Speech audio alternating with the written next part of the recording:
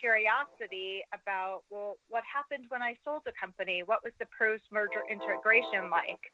Or after I gave a set of recommendations, I would want to know, how did that implementation go, and what was the next phase, next question that that business had. And I didn't always have the opportunity to do that follow-on work. So I decided to settle down with one company to impact strategy over time. And I got an opportunity to go work on Wall Street in technology of all areas. So another risk, going into something I had no idea about. But what Merrill Lynch wanted at the time was somebody with this strategic and financial background who could also understand human behavior and have good communication skills. And joining their vendor management group, they wanted to streamline and have a strategy, a process, and tools to streamline how Merrill Lynch worked with its major technology vendors. And that wound up launching a 10-year technology management career, first in the vendor management space. It was very, very cool. Not planned. Like, you never know where it could lead. But, the fact that you took the risk and stayed open, it just led to amazing things. Yeah. And I got to then go from the vendor management space to working with the investment bankers at Merrill, and then later with Credit Suisse, to help develop technology solutions to support their business. And it was less about the technology and more about really understanding how they work, what are their needs, how to introduce change. I was challenged with a project that had failed 8 times prior to me getting it, about branding and automating how Merrill Lynch did pitch books and presentation books. And some people could have taken on that project and said, oh my gosh, I can't believe it failed 8 times, and have been very scared. And I said, okay, let's bring it on and let's ask some questions. Like, why did this project fail? And I came through conversations, again, relationship building with people around the world, the different stakeholders. I found out that their voices weren't being heard.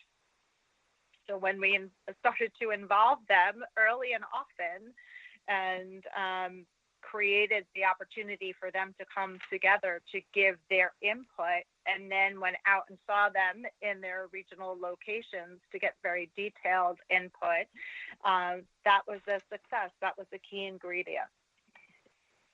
That was the best thing Merrill Lynch ever did, was hire you.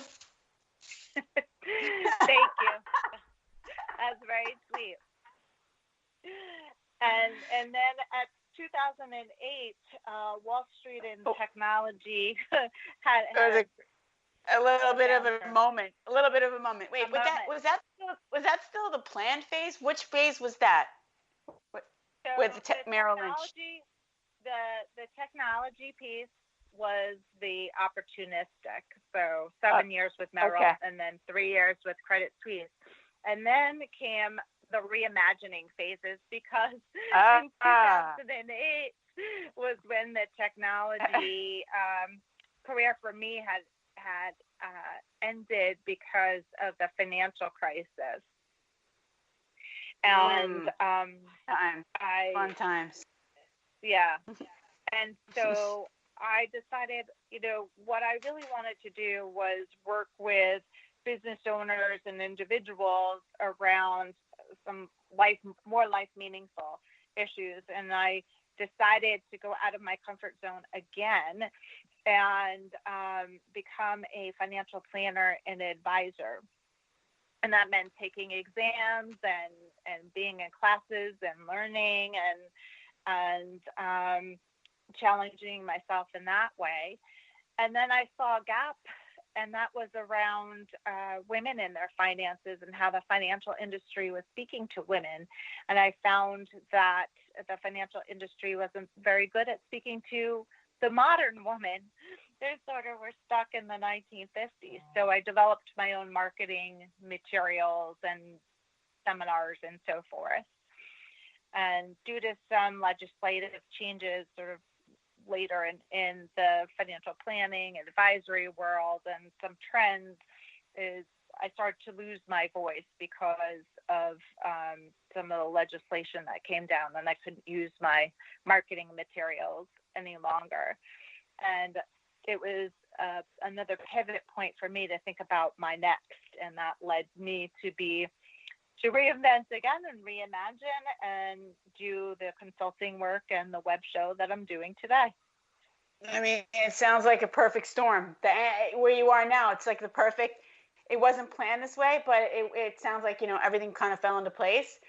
And I just want to go back to the thing about women in finance, because that's one of the biggest pain points we have with our girls, is that one of the things they're most concerned about is launching, and how do we figure this out? Like, how do we now all of a sudden support ourselves and plan and all of that? And so what do you think, what's your advice for them? Like, kind of boiled down, I'm sure you could probably talk for hours about it, but kind of like a boiled down version of the one thing they should be like focused on with respect to their money now as they graduate.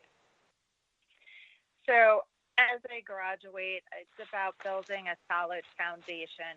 What I mean by that is cash is queen. Yeah. Is to say, okay,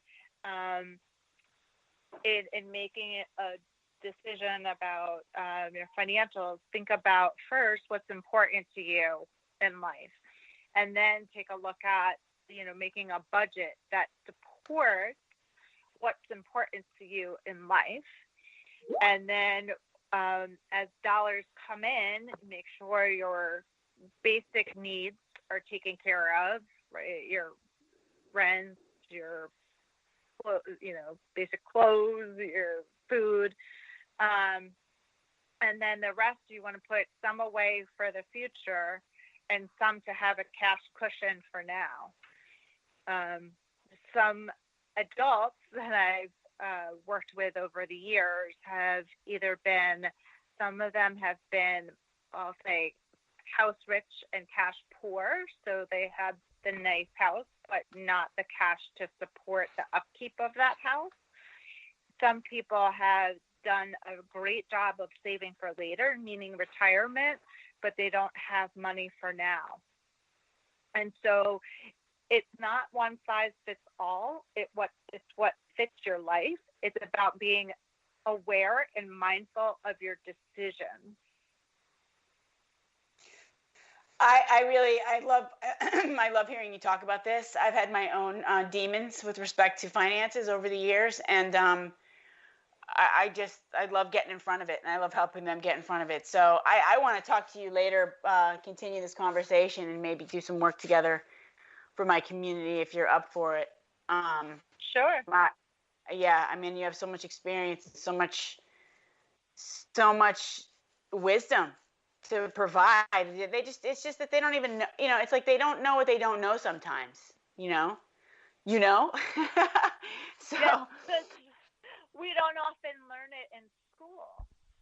We don't necessarily have financial literacy classes in school.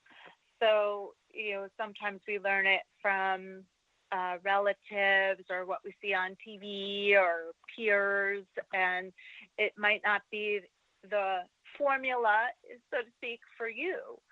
And I think that's where we sort of tend to get caught, get in our way. Absolutely, sister. So I have to wrap up, and I have to ask, is there one piece of advice you would give these women as they launch? Yes, I have. My advice is to really be authentic. I always say to particularly women, that you do you very well. So to stay true to your core values and what's important to you. And my bonus tip, especially during this time, is to be visible, especially with remote internships and starting work potentially remotely or even working remotely now. It's especially important to be visible, to continue to network and network virtually to build your relationships and to let people know what you're working on. So even if it's in an email, a few bullet points, this is what I did this week and this is what I'm going to do next week, so that you're front and center. Perfect. Great advice. And so thank you for that. And what's the best way for our listeners to stay in touch with Miss Susan Ganz? Thank you for asking. So your listeners can find me on LinkedIn under Susan Ganz of Ganz Strategic Solutions, and write a note to me so I know how you found me. My website, which is Ganz Strategic Solutions, so Ganz is GANZ, Strategic Solutions with an S.com. And you can also email me at susan@ganzstrategicsolutions.com.